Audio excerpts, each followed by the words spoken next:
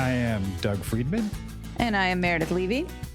And this is Your Mental Breakdown, the podcast starring us. Guest starring also us. Also.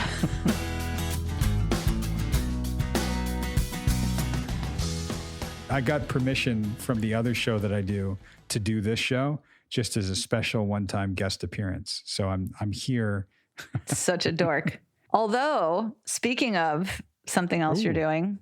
Yes. Even though you're probably going to be mad at me. So you guys, everybody, Doug is putting out an album, a singing and guitar play, an album. He plays music. Singing and guitar playing. Yes, that's true. He's a musician and it's coming out, I think, October 26th? That's correct. I know you just did a pre-release statement. Is that what it's called? Letting everyone know it's coming out.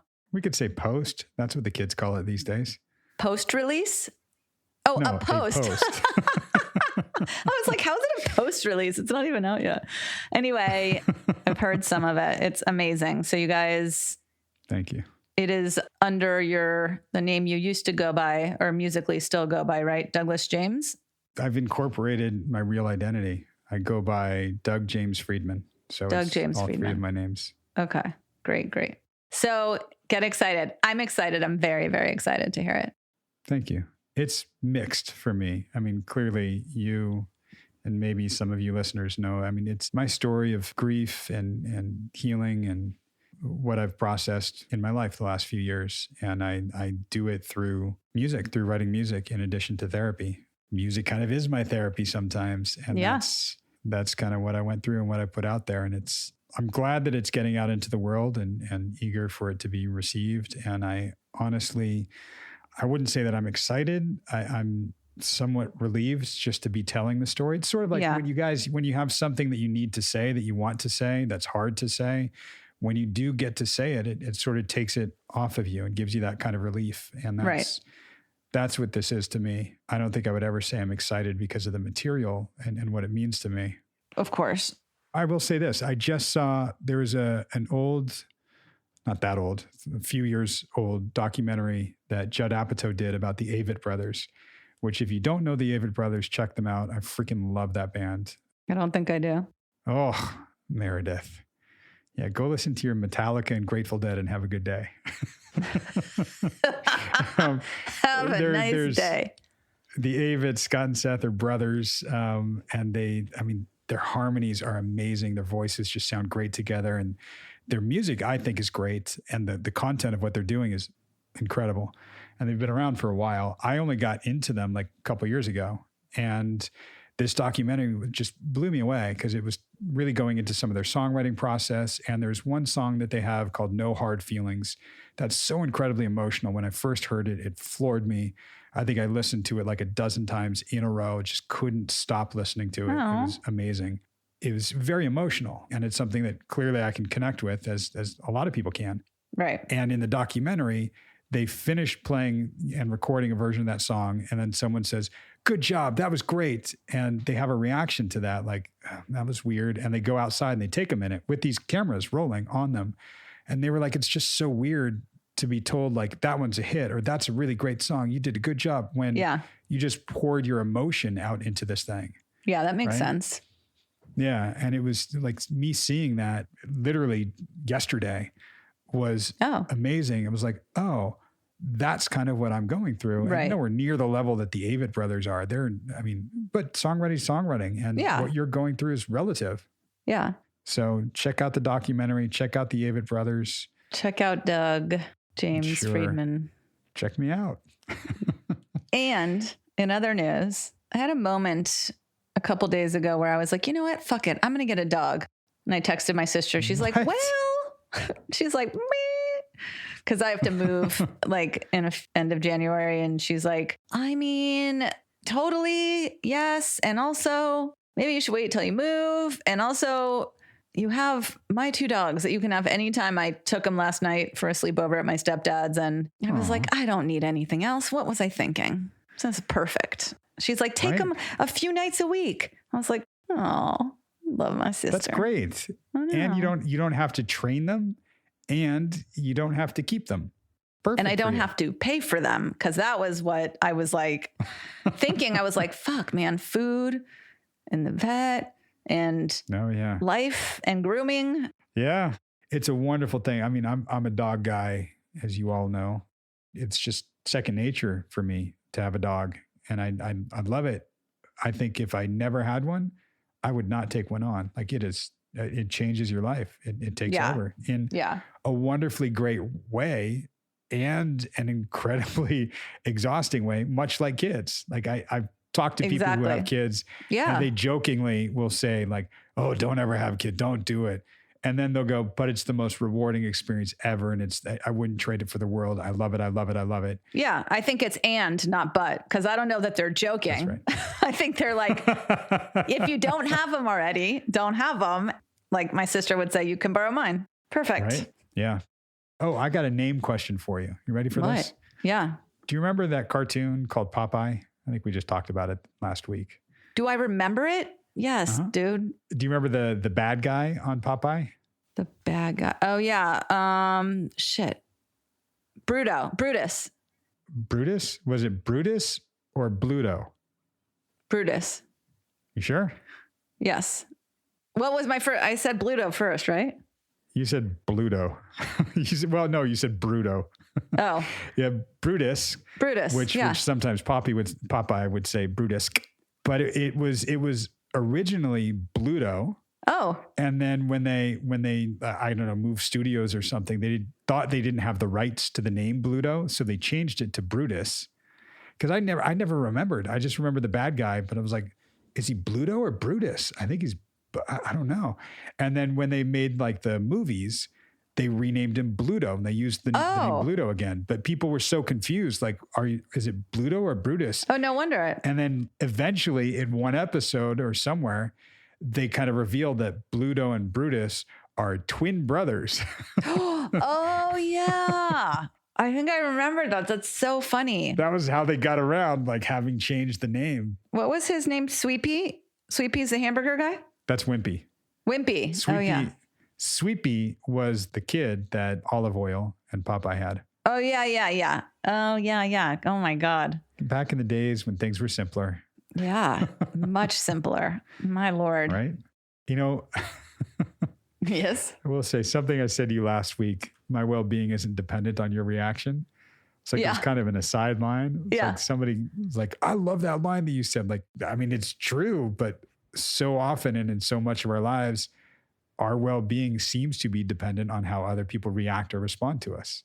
Totally. I mean, it would be weird if it wasn't at all, because then it would be like we have no ability to connect to other people. And if your reaction to me when I walk up is you smell fucking disgusting, and that doesn't affect my well-being, and I don't do anything to double check, like, wait, really?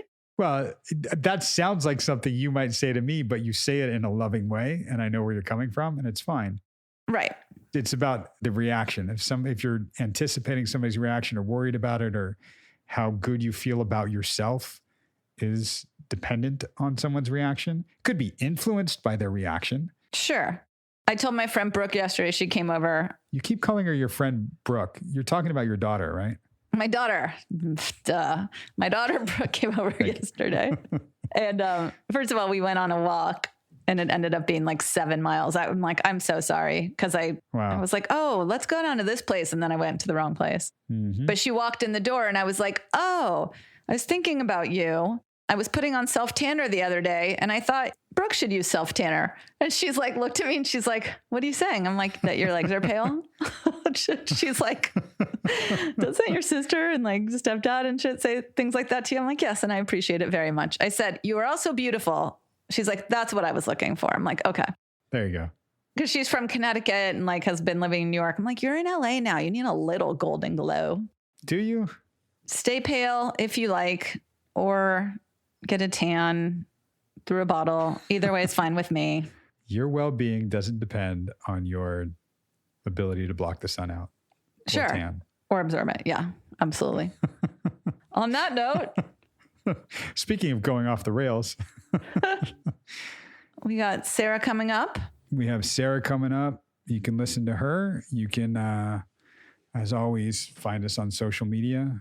I would say that you can hear Drew on Patreon, but Doug is really lagging on pulling the trigger on Patreon. And if I could find a back way into it, I would, but I cannot. So Nope, you cannot. just a little more patience. It will be there. It will be there very shortly. Probably in the next week or two. Ooh. Two at okay. the most. Uh-huh. 1 week probably by the time. Yeah. We'll just go probably in a week. Okay. In 2 weeks, if it's not up, you're in trouble, buddy. You can launch it without me. You Okay. can launch it without me. Okay. I will protest, but you will override me. Yes. Okay. You heard it here first. Okay, good. And then you'll hear Drew there first, and it'll be exciting and fun. Well, you'll hear Drew there second because they've heard him here first. Then they'll hear him there. They got to know him here. Right. Come for the Drew, stay for the Drew. Wait. Okay, that's just weird. Yeah, now we're off the rails. Yeah.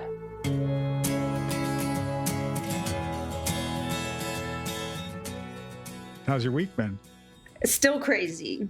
Still crazy. Work is literally nuts at the moment. Still same issues where, because I'm trying to make myself indispensable, I have been making an effort to, like we talked about last week, to tell people, okay, you're going to have to basically just wait your turn. I've been so stressed because things just keep coming at me and everybody wants deadline this and yesterday this and this needed to be done. Like today, I was quite proud of myself because another department just sends me a meeting invite to discuss a new massive project for tomorrow.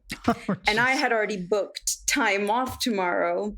Normally I would have said, okay, yeah, I could probably squeeze in that meeting. And I was like, look, I'm so sorry, but if you want me to be involved in this, you're going to have to reschedule for Monday. And they did. Yay. I was proud of myself. That's great. That's huge. I love what you're doing with this because this is you really protecting your time and your energy. I think I said that to you a few weeks ago. The only commodities you control are your time and your energy. Exactly. And it's standing up for yourself when it's you isn't something that comes very naturally for you. Standing up for someone else, you will do that Absolutely. in a heartbeat. Right. Yes. I told you we started our reviews, like our annual reviews, and my scores are always exceeds expectations, except the only thing we would ask her to do is to slow down and double check what she's sending prior to sending it. You know me, I hate to fail. Hate it. And it's not like I've been failing, but what I've sort of figured out from that is the only way I can slow down is to start here where I'm starting and set some boundaries and say, okay, look, you want me to handle all this stuff, then you cannot tell me to slow down. And if I miss something, fix it yourself, because I'm basically like an assembly line at this point. I have to be part of everything or it gets stuck. So if you want me to slow down, you either need to get me help or everybody just needs to stand in line and wait longer. If I can slow down, that would be amazing. But I can't at the moment. There's just no way. And that's why I love you standing up for that boundary. There is a way to slow down, but it's a way that's not acceptable to you or maybe to them. Yeah, I definitely have to put my foot down at some point. And I think now is probably the good time to do it. Normally, I just sort of go into my zone. I just block everything out and I just have to power through. Right. And there's times that's fine, but every day, all day is not fine. And I'm going to burn out so hard if it doesn't ease up. So it's good. You're asking for help is standing up for yourself and putting your foot down and having boundaries. I'm going to draw a comparison and go with me here on this one. I want to talk a little bit about if you can sort of frame and think about the kind of mother and the kind of involvement you want to have when they are in college and maybe even post-college. If you can kind of wrap your head around what that might look like there's instinct for you, Mm-hmm. and there's probably things that you won't want to admit, like, oh yeah, if they're going to go off to college, I will go with them. I will help them pack. I will help them unpack. I will walk them to their class on the very first day. I so will. Right. Well, they won't let me walk them to class, but Right. the other stuff, yeah. And that's exactly, and that's the instinct, and that's you being involved in every step. So let's look at them going through college and out of college. We'll look at the Disney version and the horror movie version of how it would go, of them in college and maybe even beyond. So walk me through what your mothering would look like. Now that they've gotten older already, I've become way more hands off unless they need me. So thinking college, there's things for sure that I would just want to do with them. Right. Not because I didn't trust them to do it on their own. Right. And I think that independency is very important for young kids. As crap as my upbringing was, that's the one thing that I think made me who I am, is just nobody was looking out for me. Nobody was there. So I had to man up. So Disney version, they want me to be involved. I get to drive them. I get to help them set up their dorms. And then, of course, give them a kiss on the head and take off, because they wouldn't want any of their friends seeing me, even in the Disney version. I don't think they'd want that. In the Disney version, I get to do all the fun stuff with them, but really, again, just remain the mom on the other end of the phone. Yeah. Because that's sort of how I want them to experience life, to know that it's on them. But if they need help or they hit a problem, I'm here. What you're talking about is allowing them to have autonomy and be independent, Mm-hmm. and know that there's a safety net. Exactly. I got you. If you need me, I'm here. And hopefully you can figure it out for yourself. And if you can't, yeah, I'm here. Yes. That sounds like that was something that you had to do for yourself. When you say man up, you're like, yep. And to a degree, you were probably taught that at a very early age. Well, and just abandoned. Yeah. We were not allowed to complain. There was no guidance. There was no, if you had questions or you were sad or you were upset, you never went to somebody to talk about that, or you would just get all kinds of whatever punishments. If you wanted to figure something out, you did it for yourself. That was it. And I think too, as you told me a little bit about it, even if you did do all that, it's not like you got acknowledged or praised for like, oh, you did a good job, or No, thank you for doing that. That was just what's expected, and you just can't mess it up. Correct. If you got acknowledged, it was for doing something wrong or doing something bad. Exactly. Fast forward to leaving home at the age of 15 and having no education, no idea what was going on. There was literally nobody. There was a library with books. There was no Google. Right. There was nothing. I mean, I spent days and days in libraries at the beginning, just trying to figure out life. I was trying to get a job working as a receptionist, and I had no idea what to do.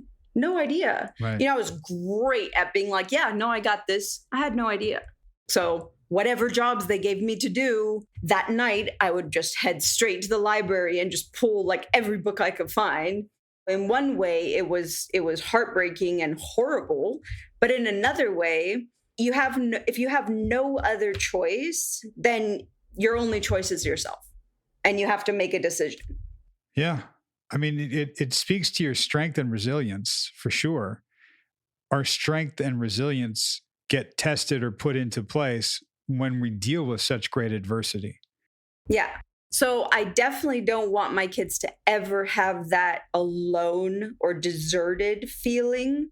I only want them to understand that they need to give it a college try. For anything, trying to start a life is very difficult. And there's so many things happening and coming at you. And just, I want them to feel all of that and feel the responsibility and understand. I want them to have what they need and then learn the responsibility. if they're making their own monthly payments or they're balancing their budget, so to speak, and they're figuring those things out, they're going to screw up. It's inevitable. That's how we learn. Yes, absolutely. But I think you're very open to them and would embrace them. I can air quote this word, failing, because it's not failing, it's learning. I know what it was like for you. So I know that you're trying to create not that for your kids. I wonder how they do experience not succeeding. What I like to do and what I've done always with them since they were little was to say, okay, where did we fail? How did we fail? And what can we do next time so we don't fail again? Wow. So I don't know, for instance, daughter had a huge school assignment recently and she worked so hard on it. She did such a wonderful job and she got like a C. And she was just so upset. She was crying and she was just so angry with herself because she felt like she failed, especially after putting in all that work. So I was like, okay, well, let's take a step back and let's go to the very beginning of the assignment and read all of the instructions. And we're going to look at your end product and we're going to figure out why, after all that work, you got a C. And sure enough, she had skipped over a section. That one section having been missed was that piece of the grade gone. The ones that were checked were brilliant, but she missed one. So then she was like, I'm so stupid. You're not stupid. In fact, that is just a very, very human thing to do. And you're eager to get started. You may have even read it to begin with. And so she mapped it out in her head. And then she just went with her map. And she didn't go back and make sure she checked it off before she turned it in. Would you say it would be useful for her to learn how to slow down?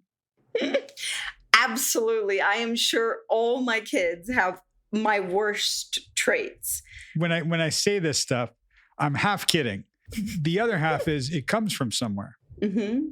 And something incredible about this, really, you are a wonderful mother. I think I am. Yeah. You're looking at the experience that you had growing up. You're doing something very nurturing for your kids that's about their own growth and their own life and their own process. And I'm here and I got you. What you're teaching them and how you're teaching them, if you can, if not, I will reflect it to you. You can learn from yourself as you're teaching them.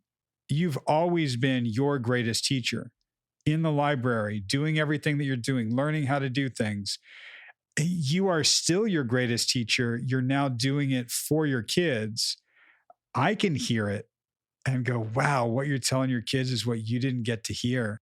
Yeah, that's interesting. And I think that's actually wonderful. I have two modes, right? I have work and then I have mommy.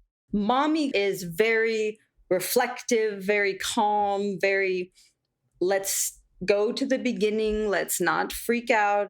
Then there's work that doesn't have time to be mommy. I want to learn from myself. And what you just said was brilliant, actually, because the way I was describing that, and then you saying that, I'm like, yeah, why don't I do that for myself? I don't know. I need to maybe figure out an element of what I am teaching them and actually implement. Yeah. Okay. Pause for a second on that, because you're going into figuring out intellectual mode. I don't want to go there right now. Well, let's kind of look at everything that I'm telling them. Is wonder that mommy like that. Wow. Okay. Where was mommy for you? Not only was mommy never around, sorry, mom, she's not stupid. She grew up on a farm. Even if she wanted to give me advice, there's not a whole lot that would really matter to me unless I decided to buy a farm and raise cows and drive tractors. So it was kind of a double-edged sword. If she was there, I still didn't really have the option to learn from her or get advice from her on things that mattered. And what I did have questions about and what I did want to know, she didn't want to tell me for sure. And or she just didn't know. She has a very kind of simplistic walking through the cornfields view on a lot of things in life. She just doesn't have a whole lot of relevant advice. Yeah. And look, I mean, she also entered into a cult and brought you guys up. Right after the farm. Yeah. Yeah. It went from farm to cult, right? That's a whole other story, and we'll get into that. The story that I want to really hit now that we're kind of scratching at, and I want to just dig a little more at this, isn't about your mommy. It's your experience. It's not about her. It's what was that like for little, as I like to say, that there's a wounded version of us from childhood, and you've got many wounds from childhood, but there's a little Sarah that didn't know much, wasn't sure of things. And even as you said it in the cult, like knew some things weren't quite right and were actually wrong. Yeah. But that little Sarah, before she became at that young age, Mama Bear, and helped get her siblings out and do all that. Before that, there was a little Sarah that didn't have a mom figure, that didn't have, you're shaking your head. Yeah. Always heartbroken. Literally heartbroken is the best description, because I felt so sad. My dad was my guy, but he left when I was 6. And a lot of my memories of the heartbreak and sort of the abandonment and the frustration begin after that. There's a whole element of fear as well for members of the cult. There was a whole element of fear about giving any kind of advice that was, what's the word, secular? A lot of questions I had were, what did you do when you were younger, before you joined this group? I'd always be, I'm not going to talk about that. Oh, well, that doesn't even matter anymore. Those types of answers, whereas I asked my dad, hey, what did you do before all this nonsense? And he would be like, oh, I was a chartered accountant. I made crap tons of money. Right. And he would give me the information I was looking for. Because of him leaving and my parents divorcing, I just never had anybody that I felt I could rely on or count on or go to ever, literally ever.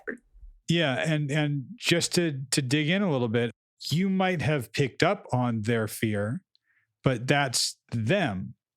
For you, the experience wasn't fear. It was different than that.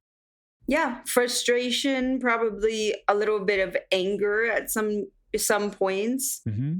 Frustration, I think, led to anger and always ended in heartbreak, because I either never got what I wanted to get, or I got disciplined for asking the wrong questions. Or you just kind of get to a point where you're like, all right, never mind. I'm just going to stop trying, because I don't want to feel any of those things. Right. The heartbreak is heartbreaking. As you were saying this, and I saw your hand make this motion, right? Which was, that's the dismissive, right? You're getting dismissed. I do that questions a lot when I talk about my past, don't I? Yeah. I push it away. That's sort of what the elders in the cult were doing when you would ask them about what kind of life did they have before. Oh, I don't want to talk about it. They would dismiss. Part of how I heard that from you was they don't want to do anything contrary to the programming. We need to toe this line. This is what we do. This is what we say. Mm-hmm. And for you, that seems like it's really dismissive, and it's almost like telling you don't matter. It sounds not like it's, oh, I was just kind of left alone. It was worse. It was, no, I am disciplined if I get it wrong or if I do it in a contrarian way. Either I'm getting high praise for doing it, right, or the way it's supposed to, or I'm getting disciplined for doing it wrong. Yeah. There's no curiosity. The idea of safety net, nope. None of that. And it's interesting as you're sort of breaking this down, because I'm thinking about my brothers and sisters and how each one of us reacted differently to this treatment. Like one sister became like super flirty. She dated every guy. She always center of attention. Right. Another sister just started telling stories, making up stories, just always pretending that she was someone else, somewhere else with a different life, which served her well. And then a brother just went all in. He was like, okay, I'm a cult member. I'm going to climb the ladder. I'm going to do everything they say. I'm going to become a leader. And it's interesting. I just retreated and sort of just waited for my out. And each one of us, I guess, reacted in a way, because we all experienced the same treatment, the same alienation, the same load of garbage. We all were met with the same response or non-response. Right. So it's interesting. Well, we all find a way, hopefully, find a way to survive. We develop our coping mechanisms, our patterns, and these things become ingrained in us. For you, the retreats. And for you, it was, I will rely on myself. I will man up. One of the things I think is a great strength in you is that even though you were just going to man up, you were going to do this, you still knew it was wrong. And you held on to that. Yeah. The brother that started to move up the chain, he might have held that at some point, but at some point he has to let go of that in order to be okay with doing what he's doing. Exactly. And he actually was heavily disciplined, like the one who started telling stories and pretending like this was that. It was almost like he either started climbing the ladder and stopped getting disciplined. That was what he chose. Right. The other one just kept getting beaten and put in trailers, and she just went to another place. Right. So yeah, I mean, coping mechanisms, I think I'm well aware of those. I've been thinking all week about the line you drew between the neglect as a child and me saying, okay, I've got to be the best at everything I do. Like, I can't fail. I'm not meeting expectations. I'm exceeding expectations. It totally blew my mind. Yeah. And I've been thinking about it a lot all week. And it's the role that you took on that became a defining characteristic of yours. Yeah. I literally am going to save myself, save my boyfriend, save my siblings. I will be the one that saves. I will be the one that takes care of. I will be the one that they can rely on, not just for myself. It was when you started doing it for other people. We're going to dig at that some more down the line too, but at some point. Absolutely. At probably many points, right? And it's a wonderful quality. We just need to apply it to yourself. That's how we have to find that voice for you. There's a standard that I hold myself to. Uh-huh. And then there's a standard I hold everyone else to, including my children. Yep. I'm never hard on my children. In fact, I may sometimes swing to the Sure. not hard enough Sure. on my children, but I'm very enabling is the horror word. Encouraging is the Disney word. Mm-hmm. I like people to feel like they can, and I like to help people to succeed. But for me, it's different. And that is obviously not great. Well, fortunately, you and I are starting to look at this and starting to see if we can shift this in some way, and we will. But that was your survival, your coping mechanism, what you did, what you learned, and to a degree, how you would thrive. I mean, that is work. And you got acknowledged for that, and it felt good, and you did well. Great. It fed that, and it's wonderful, and we need to calibrate it.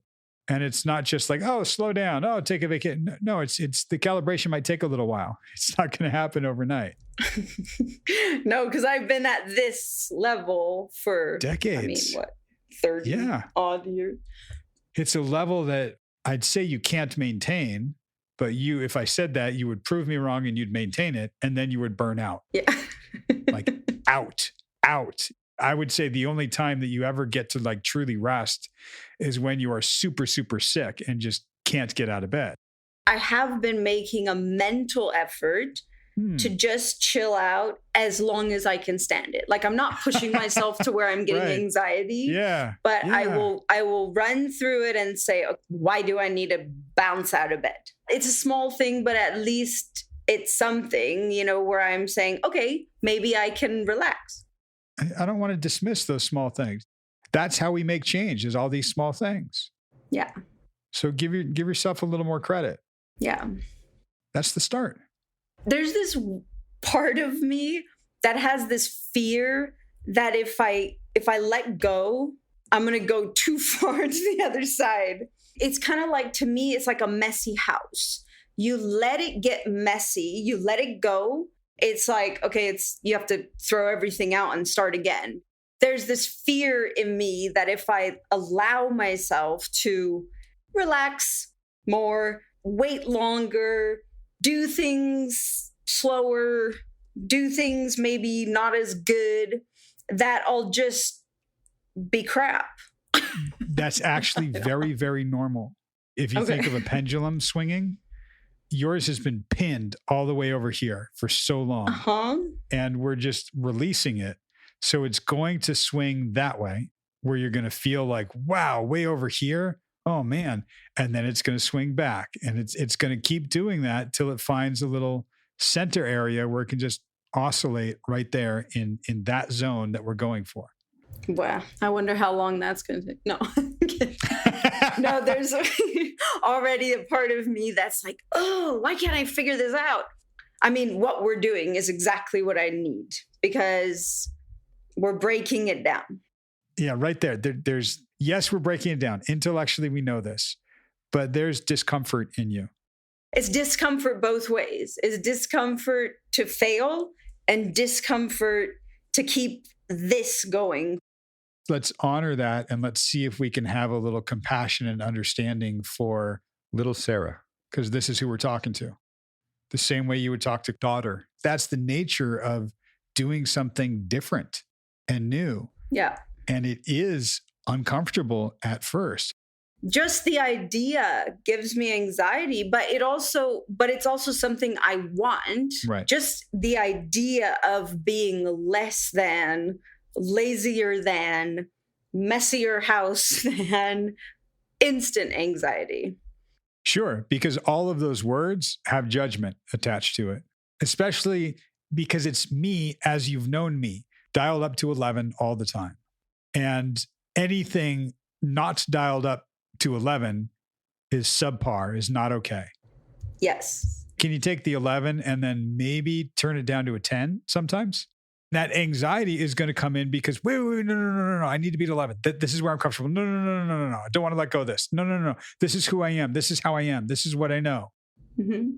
And this is where we say, yes, there is anxiety there. There is discomfort there. There is change and there's growth. It's all of those things. And it's a process. And hopefully we can have some compassion for little Sarah, who's the one that's clinging to the way things are. Anything not 11 is different, new, and uncomfortable. And if people don't want to be at 11, then I do it for them, which is even worse, I'm assuming. I can't think if there's disorder. Right. Anything around me is not how it's supposed to be. I have to stop what I'm doing, fix it, and then carry on, which is difficult and obviously not totally conducive when you have a family. It's applied even in my work. Same with my house, same with everything. I just keep my kids' doors shut as much as possible. Yeah. Because otherwise I won't be able to think about anything else until I clean their rooms. And we'll find levels of that we can be okay with, that move us off of 11 a little bit and not straight to 2, even though it might feel like that at first, but we're going to hopefully find a way to do that a little more naturally and seamlessly. We need to categorize things. Our brain needs to do that. Mm-hmm. And we will learn that some of the categories we can create leave room for things not being perfect. Like junk drawers. I've given every room a junk drawer, which gets cleaned out every week, obviously. But it is so that when I don't have time, I can just go put it in the drawer, and then I can think and function and do other things. Right. It's what settles you for right now. It might change, it might not. It's just how you are right now. And some of that might shift. I don't think it's going to change so dramatically, but a lot of, how our brains will think is that black and white, that all or nothing. So if I'm not at 11, I'm at 2. And if I'm not like this, I'm going to be messy, and I'm going to be there's room in between, and we'll find that. Okay. I can tell you that it will be uncomfortable to move off of 11 even to 10.5. Part of that is a function of not being okay. Yeah. And for much of your life, you were not okay. Yeah. And that's real, and your brain got shaped that way. Yeah. It will take time to reshape it, and we can, even just moving it a little bit. We have to remember to have compassion that we're doing something different and new, and that is going to trigger some anxiety and some discomfort. It will also, hopefully, lead to less stress, some freedom. The balance that I think that we have is not a work-life balance. It's balancing work, rest, and play. Yeah. And that's a nice distinction, because it all of it falls under the umbrella of life. I'd like my life to be work, rest, and play. It will be. We're getting there. I also want to make sure that our space here, you and me, is not just, look at all these great things that I'm doing. Look at all this. It can also be, wow, this made me really uncomfortable. This was really hard to do. I mean, this is your place to kind of go, wow, as we're moving off of 11, as the pendulum is coming here, holy crap, here's what was happening. Yeah. Yes, absolutely.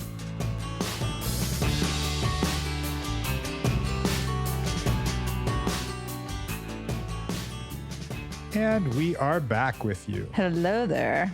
So again, she starts out about work being crazy, and I wonder if it's just a COVID thing or if it's no, because I think she said in all reality, the last couple of weeks have been more crazy than usual, right? Yeah. So, and then she was talking about making an effort to make herself less indispensable, which I thought was impressive. Right. Like telling people they're going to have to wait and setting a boundary at her meeting, which is interesting because in my notes, I was like, oh, that's so awesome when the client makes a concrete change so quickly. And then I remember you saying, yes. And with her, it's like, is this more for the expectation of doing things well and quickly and right? And right. So the dialectic there is interesting. Yeah. And there's also an interesting dynamic that I'm aware of at this point, where is she doing this to be a quote unquote good girl? Is she trying to please me and do the right thing? Or is she really just experimenting and trying this out and seeing what happens? Right. Seeing what happens. Either way, she's creating a new neural pathway in her brain. Her brain is doing something different. So that's good. But I want to look at the motivation for it. Is it just motivation coming truly from within her and trying this out? Or is it, as we said, doing the right thing or being a good girl, right, or making sure nothing bad happens? Right. Well, and seemingly timing wise, she said she had her annual review and the only feedback was for her to slow down and double check her work. So I felt like that was another, just obviously for her, it's not just you telling her, it's just the timing is interesting. Yeah. And several things with her when she gets going is she will get really amped up. Yeah. Stepping in and getting her to like slow down. Yeah. It's sometimes we do need to jump in and like go pause. Yeah. Okay. So I can't remember exactly. It was in my mind, it was pretty out of nowhere. And maybe we didn't hear some of the session, but out of the blue, you then were like, well, how do you want to be a mother when your kids are in college? And I was like, aren't they fucking like little teenagers or like, and it was funny. It was seamless. She's like, oh yeah. And I'm like, what? You guys were just talking about her at work. I get bringing up her kids and her being a mom, but how did you jump it to college? It was just I was just like, how did that happen? So tell us, Doug. It's a technique I use that's sort of like narrative, but it's picturing something out in the distance and looking at something objectively. You can't see the forest for the trees. When you're looking at what's happening to you right now, right in your current environment, right? So I even said, hey, go with me here if you can. I want to make a comparison. I introduced it. So I did transition her and step her out for a second. My thinking was, is she going to be the type of mother to her college kids that is going to be smothering mother, that's going to like go there? And I even said it as we were talking about, like, are you going to go there? Are you going to unpack for them, walk them to class the first day and all that? Or are you just going to like let them do their thing? Just to see how in her personal life, not work life, she can do that, because she allows her kids to have a lot of independence and wants them to learn and grow. So I wanted to see if she can access that part of her thinking, that part of her brain, that part of how she is. Right. And then relate it back to at work, because at work, she's so driven by just doing it right, doing it the right way, and taking care of everything. She has a hard time just delegating and letting something happen and letting somebody, I'm sure you'll hit this in a minute, but letting somebody quote unquote fail. Right. And it's so funny too, because in the past, I would have been like, ugh, yeah, don't be that mom. That's so annoying. I mean, my parents, I don't even think they ever visited me at college ever. So that was not a thing. Really? They definitely didn't unpack me no. But now that my niece they start school tomorrow. She's going to be a senior and she's doing all of her college. What? I know.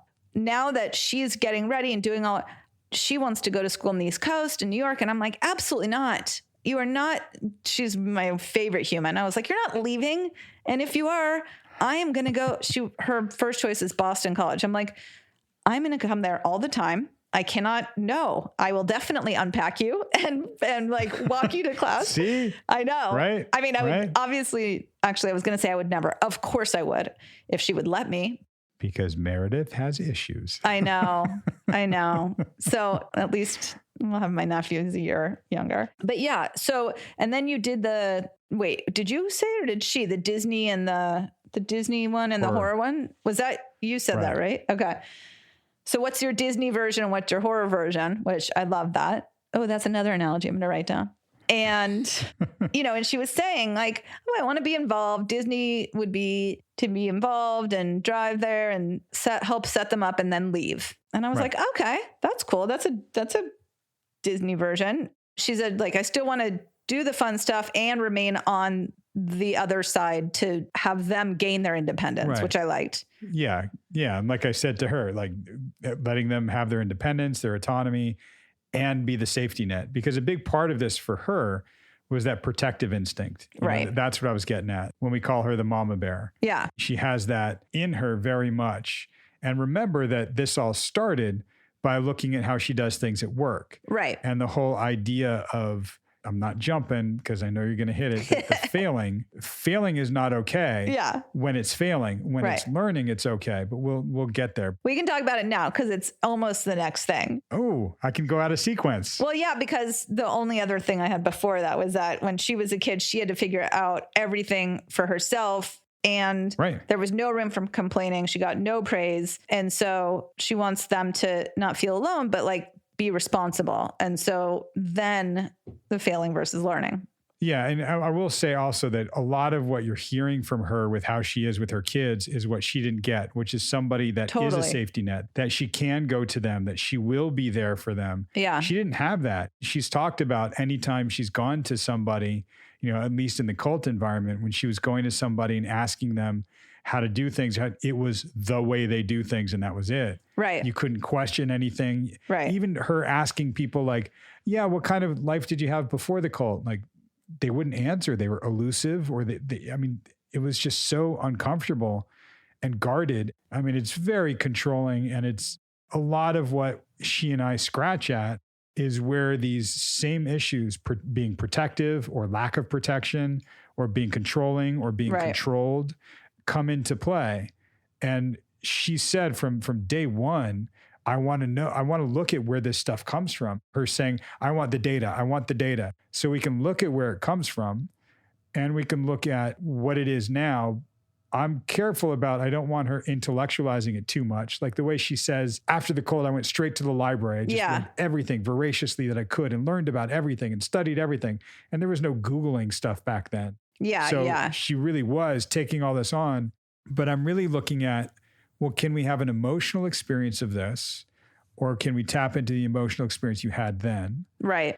And also partly, again, to answer your question, Mary, why I was bringing up the, okay, well, let's shift gears. When your kids go to college, is getting her outside of her current intellectualizing and way of being and just looking at something like off in the distance over there. It doesn't exist yet. It's hypothetical. She's, I think, very much rooted in current experience and past experience and concrete and data and that. So just shifting her thinking a little bit. Right. Well, and a lot of this came up. She was talking about how her daughter had worked really hard on something and she failed it. She got a C. So she didn't really fail it. She did not fail it. That was the whole point. I know. Yeah. Her daughter went through the assignment. She really thought she had done it well. And she was crying. And even Sarah was like, you did a wonderful job. And I thought it was great. Right. So let's look at this. Yeah. Right? And the interesting part, right, was that she had skipped a section because she needed to slow down. I think so many of us can slow down. Well, the whole world can fucking slow down with everything. And at the same time, there are people who do not need to slow down. They need to, it's not that they need to speed up. They just need to be able to be present enough to do, I think. And also, obviously, mental health issues get in the way. But I liked how she went back through it with her. And I'm thinking, that's not very common. I mean, I guess now it's more common. I just read this article about mothers and increased depression in moms during COVID because they now play just like 20 different roles that they're not trained to be in. They're not trained to be a teacher. Right. They're not trained to be a companion. They're not trained to be all of this stuff, tutor.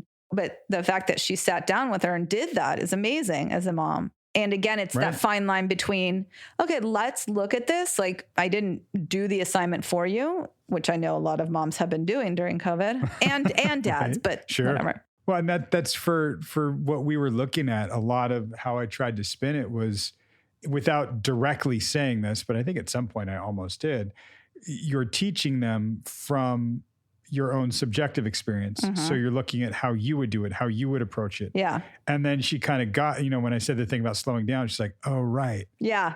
Yeah, they're picking up all of my worst traits. I'm like, yeah, but all your best ones too. Yeah, it was funny. I was thinking, wow, she didn't connect that till the words came out of her mouth, which is what happens. Right. I mean, she talks and thinks so fast and so quickly that it's sometimes I will repeat something or launch something, or I will need to actually say, hey, we're going to shift gears here. Yeah. And I will make the shift. And every now and then, you'll hear me say something to her and it will just stop her for a second. Yeah. Because she will just go intellectually, logically. That's how she's driven. It's protective for her. So as a therapist, I can't just go, wait, stop, take that armor off and let's go there. That's not safe for somebody that's had this kind of complex trauma. Yeah. And you guys talked about mom Sarah versus work Sarah. And there's always going to be similarities at our core. We are who we are. And some of it's going to translate and some of it's not. And that we are who we are. The coolest thing is like saying like, you're such a great mother to your kids. I wonder if you can learn from yourself as you mother them with the parenting you didn't get. And she kind of did stop for a second, go, wow, I've never thought about it that way. Right. And it really did like stop her for a second. And she was like, yeah, okay. And I think she got that. I don't know how much that will like register as she's not going to be nurturing her kids in some way and somehow thinking consciously, gosh, this is wonderful nurturing. It feels nurturing to me to say this. And I wish somebody would say this to me. I think it's going to happen unconsciously for her. Right. But I don't want how she is as a mother to her children to go unnoticed by her in some way. I want it to get noticed. Yeah. And one of the things she mentioned was growing up in the cult, how every sibling reacted differently to their upbringing, which I think is very, I mean, obviously your sister and you, my sister and me. But when you have 10 brothers and sisters and you're in such a crazy environment, or whatever you want to call it, you can see how one leaned into it, one completely turned away from it, one's in the, it's just so, and it will always be like that. And I don't know how much that even has to do with the parenting as much as the environment, at least in that situation, because I don't even know that the parents were around much. You're right, because dad left at 6 and there was, the stepdad that was horrible. And I think for her, what she remembers of that and what she says, the 2 words that stick out for me a lot are heartbreak and abandonment. That's what she remembers. And what helped her was being that mama bear, being that mama Sarah to her siblings and helping them out and seeing how she could kind of get something out of taking care of them and helping them along and doing that and being that for them. But she never got it for herself. It was only through the act of doing it for others that she got to play that out. So now seeing it in her children, it's, can you see that you're giving them similar to what you gave your siblings, similar to what you didn't get, but let's try to get a little of it now if we can. Right. You guys talked about enabling her horror and her Disney. Enabling was her horror and her Disney was encouraging. And the high expectations that she has of herself, eventually she's going to burn out. And I think she talked about making an effort to just like chill out, but not going too far. You guys talked about not going too far in one direction, right? Yeah, she's worried that if she lets herself go, she'll go too far. And that goes back to one of the first sessions we had where she said that Bruce Almighty scene where he opens the filing cabinet and it just goes. She's like, I don't want to go so far the other way.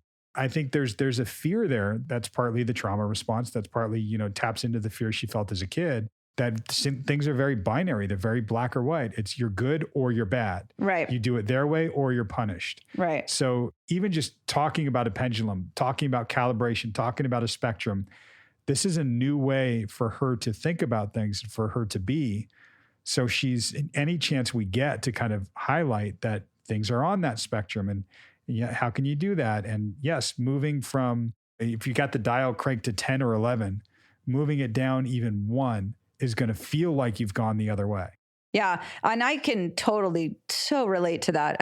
With a bunch of things, but part of my eating disorder stuff was compulsive over exercising. And once I went to treatment, there was days where I was exercising like up to 8 hours a day. Not, I would do 2.5 hours of yoga and 3-hour hike and 2 hours of Pilates. It wasn't like I sat on a bike for 8 hours, but same idea. And then when I got out of treatment, I was like, okay, I really need to slow this down. So I had to shift the kind of yoga I did. And then I kind of went far in the other direction. I mean, for me, working out a couple days a week or something. And it took me a while to find that middle path, which is always hard. Right. Balance is, I think it's something that we're supposed to strive for, but finding more balance in life. And if I don't have structure, I told you today, we were talking today, I didn't have anything planned in structure. And I just kind of I don't even know what I did the first half. I just felt like such a weirdo because judging myself, I wasn't doing anything or quote unquote being productive. But so I think it is hard. The fear of letting yourself eat whatever you want. Like, well, you don't have to do that every day, right? You don't have to do it 7 days a week. You can find that balance somehow. Same with everything. And there'll be a learning curve, I think. Yeah, absolutely. And it's giving yourself some allowance to be in that learning phase. That's why I said it's not failing, it's learning. We are going to need to find that balancing. And balancing isn't like that single point or that line. People think it's, that balance, it's walking that tightrope. Well, I mean, if you can actually picture a tightrope walker, like at least in the cartoons, they have that long stick that they kind of use that teeters back and forth. I think of balance not as that single rope that they're walking along, but I think of balance as being that that long stick that's kind of teetering back and forth. Great analogy, Doug. All right. Yeah, I'll write that one down. Happens. I don't know what my notes say for this, but because I can't read them for some reason. Yes, everybody, listeners, I write. I do not type as much as possible. A, because I love writing, and B, my nails are too long now. So it's hard to type.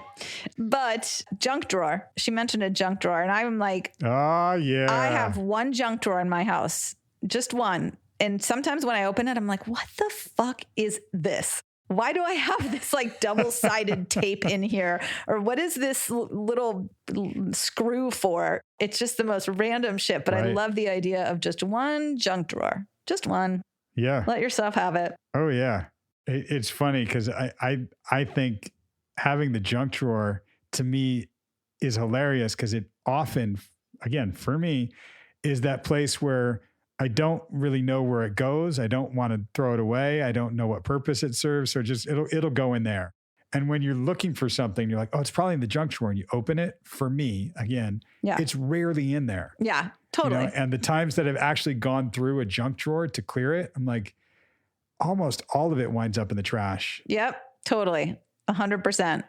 Snapping it back to her, it's that idea of, for so much of what she does, compartmentalizing or shoving it with like having junk drawers, like, right, that's her getting a handle on something. That's her packing something away and compartmentalizing. And she's got all these different compartments and all these things and then trying to balance and her going, right. And that's, you know, one of my favorites, her going work-life balance. I'm like, no, the balance is work, rest, play to me. I could be wrong on this, but it's not work-life balance. Work, rest, play? Why not play, rest, work? Fine. Doesn't matter the order. I thought you were saying in order. Okay. No. It's all life, right? Yeah. To me, there's no such thing as work life. It's all life. Oh, yeah. We need to find that work, rest, and play, because those are very different things. Yes. And it's something that finding that for her especially is going to take some calibration. Things are going to feel uncomfortable. It's going to feel different. And that's great. That's what we do this for. This is kind of swinging the pendulum all over the place. Yeah. Can't wait to hear what happens next. We're learning a lot about her. Yeah. And I'm liking that. I don't know how you guys are taking all this from what you've heard about her so far, but one of my gauges is you, Mare. And you're not just saying to me like, when is she going to start talking about the cult again? When are you going to start getting into that again? Right. Like, we're talking about her life, and it's great. And it's, to me, really cool that we're not just focused on, her life growing up in a cult, because that's not her life. That was her upbringing and that was an experience, but it's not all of her. So I like that we're kind of working on, it's where a lot of her stuff came from. So we'll probably hit a lot of that, which we do. Right. But I like her. I like her learning. I like her progressing. I like her taking this stuff on. And yes, you're right. When you said it earlier, like, wow, she's doing just what you were telling her to do. I'm like, yeah, but I don't want it that way. I want it naturally, but this might be natural for her. Exactly. It's hard to know. It is. Yeah, I think it is. And then there'll be both. She'll walk the tightrope. Okay. So yeah, we will talk at you next week. All right, guys. Talk to you later. We'll see you next week. Bye. Bye.